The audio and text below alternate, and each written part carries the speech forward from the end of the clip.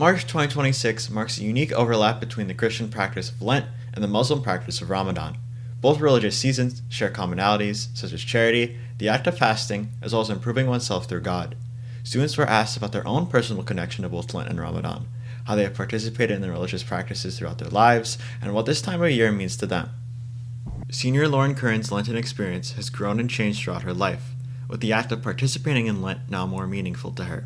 When I was younger, like 5, Lent was just a fun time to like give up something like candy. And now it's like a lot more understanding, like through the Bible, why we celebrate Lent. It's not just a sacrifice just because you can and you can break it. It's fine. Like you're sacrificing something for God.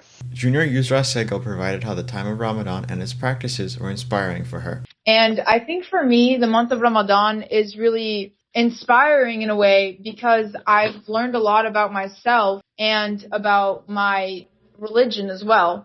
Sego also gave insight into how the Ramadan season reminded her to be more accountable with herself. This is really important for me because I'm somebody who curses a lot, and when Ramadan comes around, I do my best to not let my mouth get the best of me. And it's a good reminder that during this holy time, I should probably not be running my mouth as much as I do.